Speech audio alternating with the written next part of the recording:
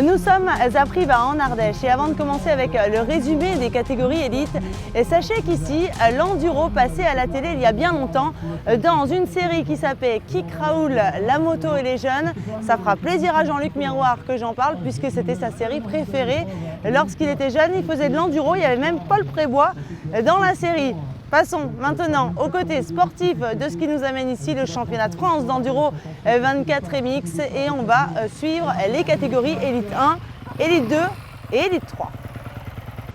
C'est sous l'œil de notre président de la Fédération française de moto que les pilotes ont évolué ce samedi, soucieux de la bonne santé de cette discipline dans l'Hexagone avant d'accueillir les ISDE fin août prochain. Sébastien Poirier a bravé le vent des hauteurs de Privas pour apprécier le niveau français avant l'échéance mondiale du Puy-en-Velay. On a la chance en France d'avoir un très beau championnat de France. On est à près de 400 pilotes. Le succès du championnat de France ne se dément pas. On est en année post-Covid, mais on a toujours ces pilotes qui sont sur le France. Évidemment que le fait d'organiser les ISDE constitue un élément marquant parce qu'à travers une épreuve internationale, c'est toute la discipline qui rayonne.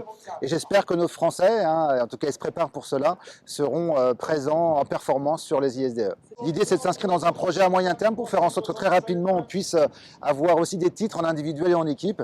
Et c'est vrai que le fait d'avoir une équipe junior qui performe, eh bien, ça augure d'une belle évolution dans le temps, une belle suite, tout à fait. Cette journée nous a bien réservé des surprises, mais il va falloir être un peu patient car en élite E1, on n'a pas vraiment eu de suspense. Le classement a été rapidement défini avec un Thil Declercq qui a pointé 3e d'entrée de jeu et il termine sur le podium à 11 secondes 3 de la 2e position. C'est Anthony Gesselin qui a pris l'ascendant sur le pilote Daffy. Les deux hommes se battent pour la 2e place depuis le Luc en Provence. Et cette fois, ça a tourné à l'avantage du Basque d'Atomic Husqvarna, qui n'a toutefois rien pu tenter pour faire mieux. En effet, Loïc Larieux a roulé un cran au-dessus puisqu'il signe une nouvelle victoire de rang avec 51 secondes d'avance sur ses poursuivants. Le champion du monde 2019, qui a repris le rythme du mondial sur la tournée ibérique, semble revenir en bonne forme pour la suite de la saison.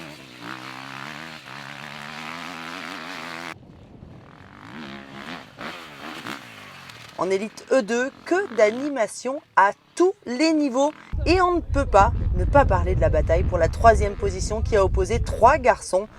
Il termine 5e alors qu'il était encore en bagarre jusqu'à la fin pour le podium. Antoine-Alix Pécher son côté yo-yo dans ses performances. Auteur d'un superbe 2e tour, il prend 12 secondes par Pichon, son principal adversaire aujourd'hui, dans l'ultime chrono. Le pilote Daffy est donc 5e. Au pied du podium, il doit l'avoir mauvaise ce soir. Valérian Debeau était 3e durant toute la journée. Passé sur une Fantique de temps, l'Ardéchois a été très combatif jusqu'à s'écrouler en toute dernière spéciale. Lui, qui comptait 8 secondes d'avance sur Pichon, est repris net par l'officiel Cherco. C'est la douche froide et la descente du podium. Vous l'avez compris, celui qui est en train de faire trembler le paddock junior en mondial est 3e ce soir, élite E2. On imagine bien qu'il aurait aimé mieux faire, mais sorti du top 3 dans le 2e tour, Zach Pichon accusait un retard conséquent avant le dernier chrono, ce qui ne l'a pas empêché de remonter in extremis, privant Debeau du podium pour une petite seconde 2.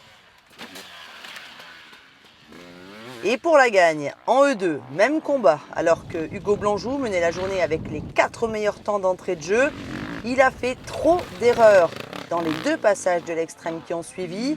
Encore leader avec une demi-seconde d'avance avant l'ultime spéciale, il est finalement 2e à 4 secondes 15 de la victoire. C'est un premier succès pour Théo Espinas cette saison après une pénalité qui lui avait coûté la victoire au Luc en Provence le samedi. Cette fois, bien malmené en première partie de course, le pilote Oxmoto s'est appliqué pour revenir jusqu'à la fin de la course. On le sait, cette catégorie E2 sera extrêmement bataillée cette saison et les pilotes nous font le spectacle. Enfin, en élite E3, ce serait étrange qu'avec l'expérience, Antoine Basset ait pu céder à la pression de rouler à domicile. Mais à en lire ses résultats du jour, il y a eu vraiment 2 temps. Jusqu'à mi-course, le pilote Atomic Beta a eu du mal à se mettre dans le bain avec des 5 et 4e temps. Et malgré une excellente seconde partie de journée où il a remporté 4 spéciales sur 8, il laisse la 2e position à Luc Fargier pour une demi-seconde. C'est donc le pilote Oxmoto qui est 2e ce soir. La toute jeune recrue d'Antoine Rigaudot confirme son statut après sa 2e place au Luc. Il s'impose sur la 2e spéciale et termine à 7 secondes 86 de la victoire. La seconde journée s'annonce d'ores et déjà croustillante également en E3. Enfin, c'est une 3e victoire en 3 courses pour le Breton Léo Lequéré. Pourtant opéré du dos il y a une semaine, le pilote de la Sherco Academy n'a pas faibli et se présente d'ores et déjà comme l'homme fort de la catégorie. Il est désormais solide leader Elite 3. Merci à tous de nous avoir suivis. Rendez-vous à 8h demain, Priva pour la seconde journée de cette 2e étape du championnat de France d'Enduro 24 MX. Bye bye.